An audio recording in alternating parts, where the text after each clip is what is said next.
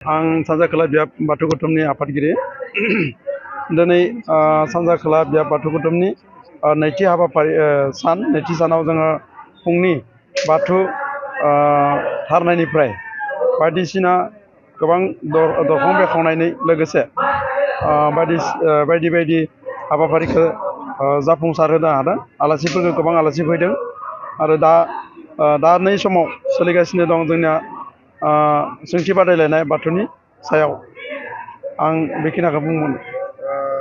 फैबाय समाव आरो सानबेसे दंबावो? जोंनिया आरो साननै दंबावो।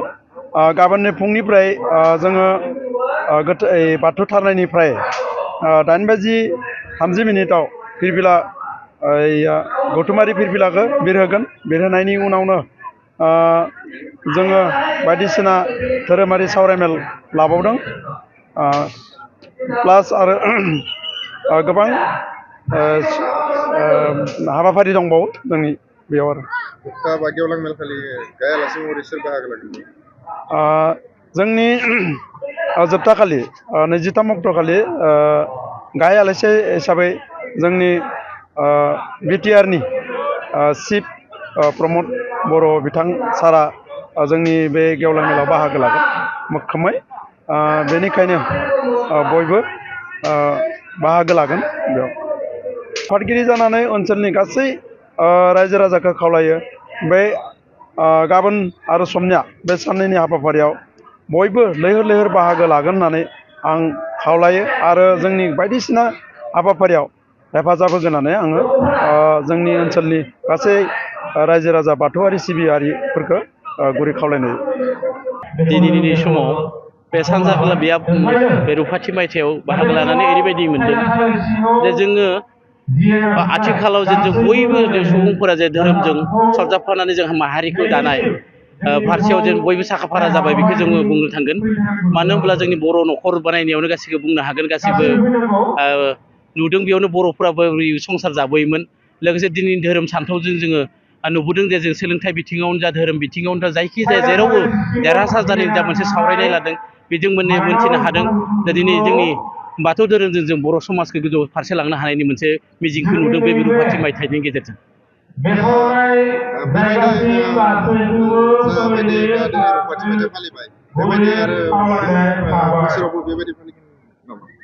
बिथांमोना जि मिजिं लादों दा रुपाथि मायथाइ बेनि उनाव माने 50 बोसोर जानाय लोगो सनाथि मायथाइ खुंनायनि मोनसे बिथांमोना दानिफ्रायनो थामथियारि जादों।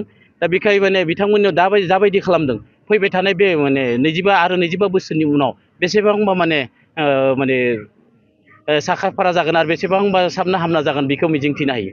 मा बुङो बाथौ सिबियारि रायजो राजाफोरखौ दिनैनि समाव बेखौ बुंनो थाङोब्ला बाथौ धोरोमनि गेजेरजों जोङो गासै बिथिंथिं सोलोंथाइ बिथिंनिफ्राय जोंनि जायखिजाया खामानि जायखि हाबाफारि जेरै सोरबा मास्टारनि खामानि मावदों बिजनेसनि खामानि मावदों जों बेफोरखौ देरहासार जानो थाखाय जों जेरावबो जों मावफुंलांनो थाखाय धोरोमनि गेजेरजों जों सावरायमेल लानानै जों बर' समाजखौ दानो थाखाय जा बाथौ धोरोमजों जा मिजिं लादों बेजों जोङो जोंनि हारिया मोनसे समाव जौगाहैगोन बेखौ जों मिजिंथिनो हायो।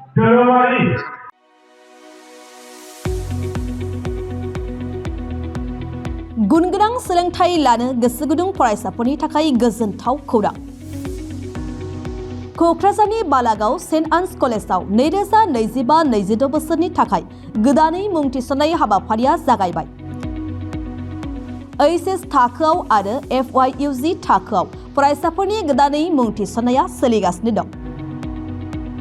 क'क्राझारनि साहा बालागावआव थानाय सेन्ट आन्स कलेजनि HS थाखोआव कमार्स आरो आर्ट्स स्ट्रिमाव इंलिश मिडियामाव गोदानै मुं थिसननाया सोलिगासिनो दं आरो बेजों लोगोसे FYUG एबा 4 इयार आन्डार ग्रेजुएटनि थाखायबो कमार्स आरो आर्ट्सआव गोदानै मुं थिसननायाबो जागायबाय।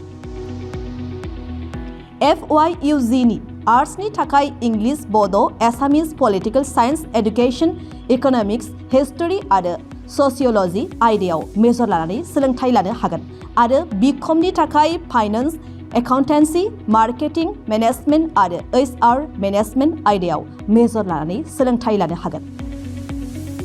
गुनगोनां फोरोंगिरिफोरनि सोलोंथाइ होनायजों लोगोसे बेवहाय बायदि उफ्रा सोलोंथाइबो होनाय जायो जेरै computer class, spoken English course आरो गुबुन सार्टिफिकेट कर्सफोरनिबो सोलोंथाइ लानो खाबु होनाय जायो। बे कलेजाव स्पर्ट्स फेसिलिटिस, लाइब्रेरी फेसिलिटिस, वाइफाइनि फोनांजाब राहाजों इन्टारेक्टिभनि राहा आरो smart board, classroom, air condition computer lab आरो बेजों लोगोसे माखासे फरायसाफोरनो रिमिडिल क्लासनिबो खाबु होनाय जायो। हौवा आरो हिन्जावफोरनि थाखाय आलादा आलादा हस्टेलनिबो सुबिदा दं। जायफोर फरायसाफोरा गुनगोनां सोलोंथाइ लानो गोसो गुदुं नोंथांमोना क'क्राझार बालागावआव थानाय सेन्ट आन्स फरायसालिमायाव मुं थिसन्नो हासिगोन। गोबाङै मिन्थिबावनो थाखाय नैबे जानबुं एबा कन्टेक्ट नं 6003786924 आव जगाजग खालामदो एबा सुलाद लाहरनो हागोन।